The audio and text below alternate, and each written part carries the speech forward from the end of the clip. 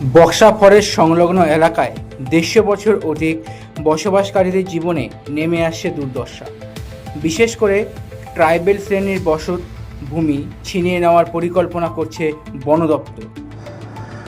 ভারত স্বাধীনতা লাভের আগে যখন ব্রিটিশরা ভারত শাসন করত, তখন ভুটানের পাদদেশে অর্থাৎ বক্সা দুয়ারের বেশ কিছু অস্থায়ী ভুটানি নাগরিকদের বসবাস ছিল। ঐতিহাসিক তথ্য অনুযায়ী ব্রিটিশ সরকার দেখেছিল এই এলাকা জনশূন্য, অথচ এই এলাকায় প্রাকৃতিক সম্পত্তি পরিপূর্ণ।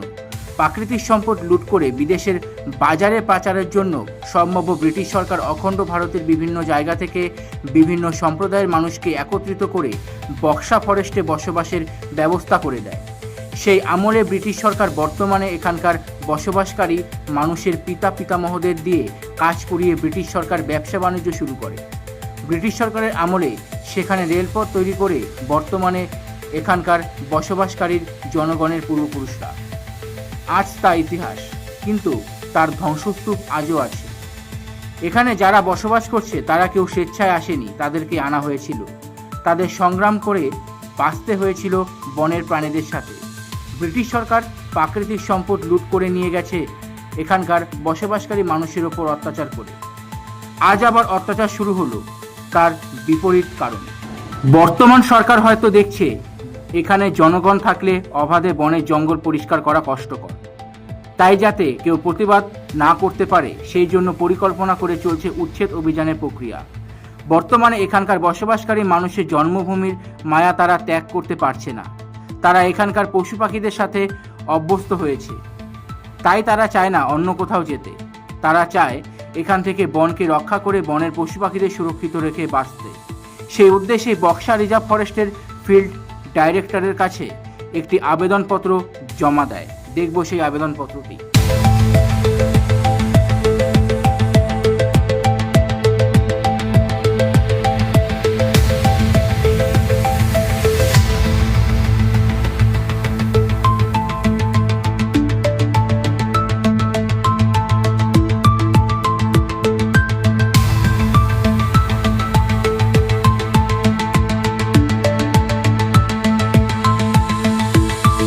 আবেদনপত্রটি জমা দেওয়ার সময় এলাকাবাসী তাদের কিছু সমস্যার কথা তুলে ধরে।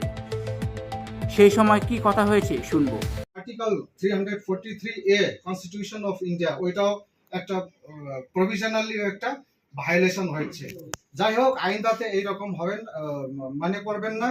আমরা ওইটা রাখবো, সাসপেন্ডে রাখবো। আপনিও কিন্তু এইটা কিন্তু মনে রাখবেন, আইনদাতে যে কোনো ইস্যু হইলে গ্রাম সভাকে আপনারা চিঠি করবেন।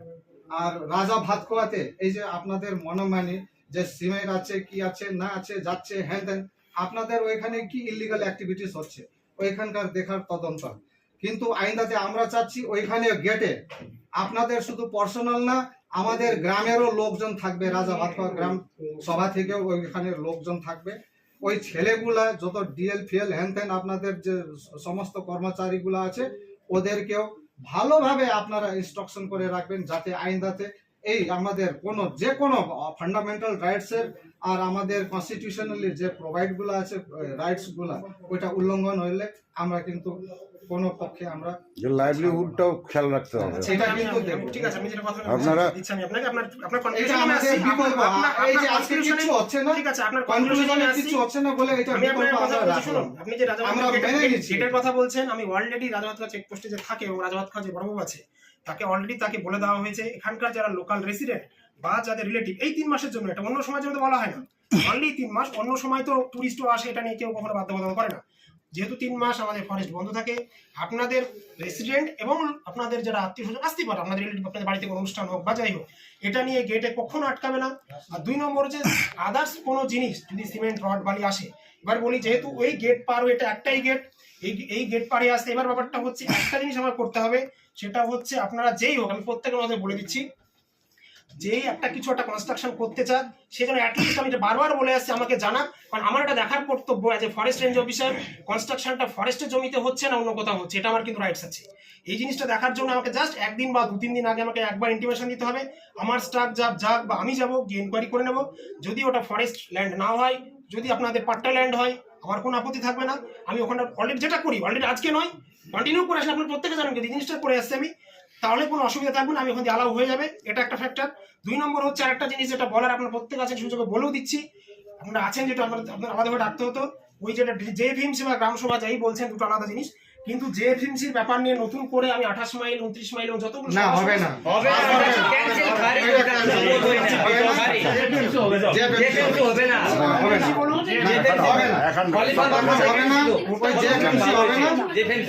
গ্রাম সভা থেকে যারা যারা নির্বাচিত করছে এফআরআই ওটার জন্য মিটিং আমরা ডাকতে চাইছি, আমরা চিঠি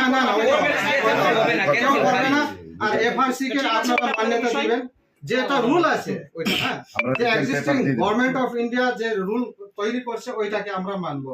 এই যে পিসিসিএফ দেরকে বানানো এটা রুল জেএফএমসি 1998 থেকে এটা হয়েছে, হ্যাঁ আমরা জানি ওইটা আগে ইডিসি হয়েছে, তারপরে এফপিসি হয়েছে, তারপরে 2018 তে জেএফএমসি করা হয়েছে, ঠিক আছে। ওইটা ম্যানেজমেন্টের জন্য, ফরেস্টের ম্যানেজমেন্টের জন্য, জঙ্গল লাগোয়া বন জঙ্গল ওইটা জঙ্গলের জন্য হয়েছে। কিন্তু এখন অবধি আমরা জানি জঙ্গলের কোনো একটা কিছু হচ্ছে না। সেকশন 5 এ এফআরএ 2006 এর প্রভিশনে সেকশন 5 এ এখানে লেখা আছে প্রত্যেকটা গ্রাম সভা যে আছে ওরাই ওই ফরেস্ট কে নিয়ন্ত্রণ করবে। আপনি দেখেন ওইটা সেকশন 5 এটা শুনুন, ব্যাপারটা হচ্ছে ফরেস্ট ভিলেজ ঠিক আছে, আমি অন্য তো কিছু কোনো ব্যাপার না, ওটা ঠিকই আছে, কিন্তু এটাও মেনে চলতে হবে। এক একটা প্লেস হিসেবে ধরি কলকাতার জন্য জায়গা বা মুর্শিদাবাদ, আমার বাড়ি মুর্শিদাবাদ, তো মুর্শিদাবাদের কোনো ফরেস্ট ল্যান্ড বা কোনো জলপাইগুড়ির কোনো টেরিটোরিয়াল ফরেস্ট ল্যান্ড আর টাইগার রিজার্ভ বা কোনো ন্যাশনাল পার্ক বা রিজার্ভ ফরেস্ট ওয়াইল্ড লাইফের সমস্ত প্লেসের রুলস একরকম হয় না, সেটাও আপনাদের একটু মেনে চলতে বিষয়গুলো। শুধু রুলস শুধু আমার একা না, রুলসটা প্রত্যেকেরই। টাইগার রিজার্ভের যে রুলস এরকম ভাবে না যে বাইরের লোক যেরকম ভাবে অর্জন করছে যেমন চলছে এখানে চলাফেরা একরকম হবে না। বন্য জন্তু বলুন যাই বলুন তাদেরকে ডিস্টার্ব করা আমার যেমন ঠিক নয়, আর তাদের থেকে যে এরকম না যে রেঞ্জ অফিসার বা অরুণবাবুকে চেনে এরকম ব্যাপারটা নয়, কিন্তু বুঝতে পারলেন জিনিসটা কিন্তু ওয়াইল্ড লাইফ এরিয়ায় যেরকম ভাবে চলা উচিত সেভাবে আপনাদেরও সেভাবে চলতে হবে। এটা তো সেকশন 5 এ বলা আছে। তার জন্য আমাদের যে ওয়াইল্ড লাইফ প্রোটেকশন অ্যাক্ট বা ফরেস্ট অ্যাক্ট বা 1980 যেটা আপনার ফরেস্ট কনজারভেশন অ্যাক্ট বা এনটিসি এর গাইডলাইনস, এটা প্রত্যেককে মেনে চলতে হবে। এটা আমরা বুঝি, আপনারা মেনে চলেন এটা সেকশন 5 এ মেনে চলি, একটা মেনে কিভাবে? তাহলে ওই 23 এ কি করে এত বড় ওয়ার্ক হচ্ছে এই মৌসুম পিরিয়ডে? না উনি আপনি তো কাজ করাচ্ছেন আপনি হরিণের জন্য ইয়ে ড্রেজিং ল্যান্ড নাকি কাজ করাচ্ছেন? ওটা আমাদের এমার্জেন্সি কনভোকেশন হতে মানে ওটা করা যাবে।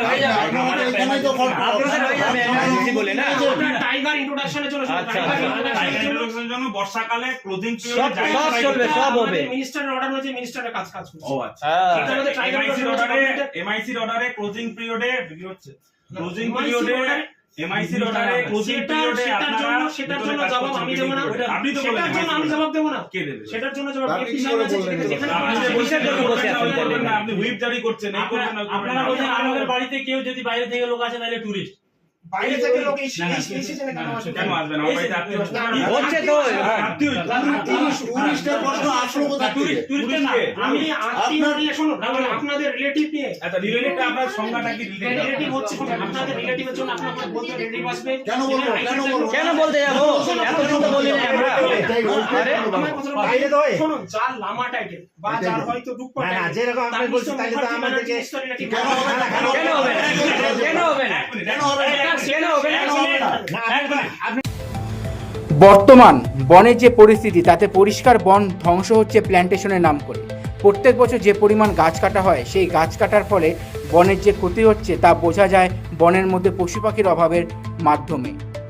বন বিভাগের বক্তব্য বক্সায় বাঘ ছাড়া হবে, এই কথাটি কি ঠিক? যদি বনের মধ্যে বাঘ ছাড়া হয় তাহলে কংক্রিটের তৈরি করা তার জালি কেন তৈরি করা হচ্ছে?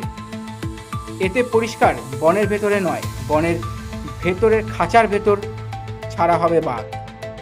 এর পেছনে হয়তো বন বিভাগের গভীর কোনো রহস্যজনক উদ্দেশ্য লুকিয়ে আছে, তবে সেগুলোর উত্তর সময়ই দিবে।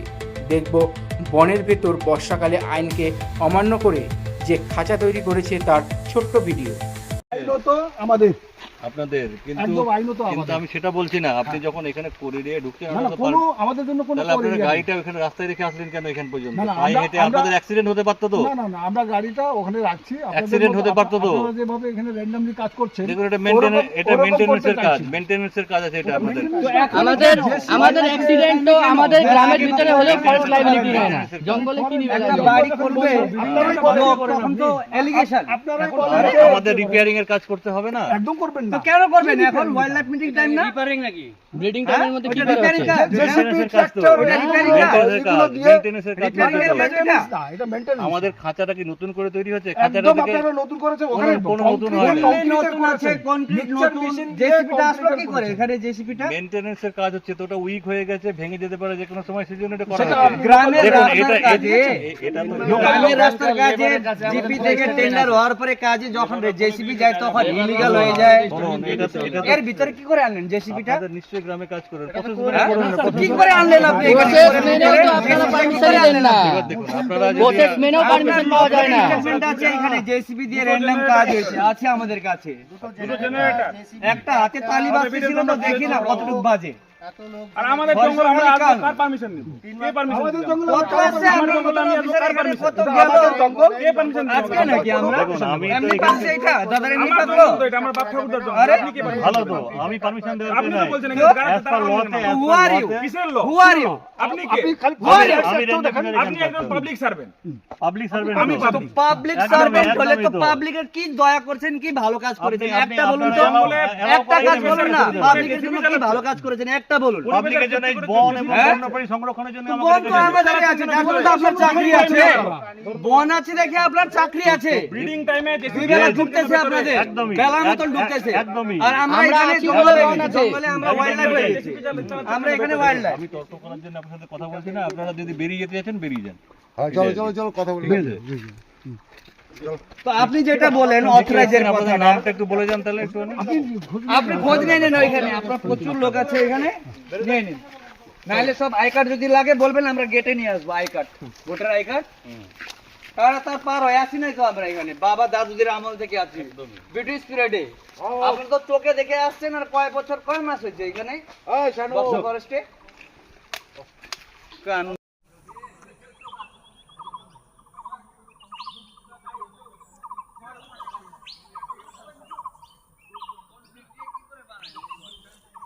একদিকে বলা হচ্ছে যে রাজাভাতকা গেটের ভেতরে যে গ্রামগুলি রয়েছে সেগুলো কোরের মধ্যে, এবার সেই কারণে মনসুনের 3 মাস সেটাকে বন্ধ রাখা হয়, কারণ জীবজন্তু প্রজননের সময় তাদেরকে ডিস্টার্ব করা যাবে না। অথচ সেই গ্রামগুলো কিন্তু রেভিনিউ ভিলেজ। আর অন্যদিকে ঠিক আবার ফরেস্ট ডিপার্টমেন্ট নিজেরাই একদম কোর এরিয়ার ভেতরে কনস্ট্রাকশনের কাজ করে যাচ্ছে। এ দেখুন কনস্ট্রাকশনগুলো, তাহলে তারা কিভাবে কোর এরিয়ার ভেতরে একদম এভাবে কনস্ট্রাকশন করছে।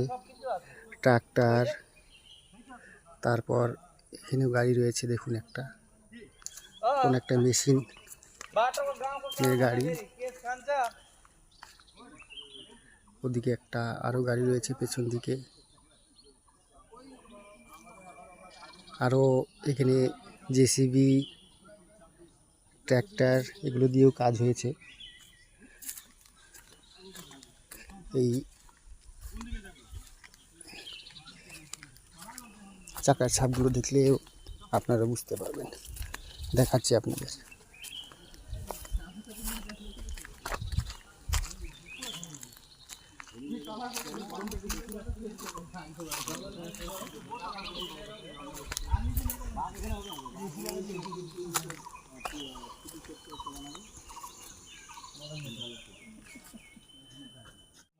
এই লোকটার তুল ছবি।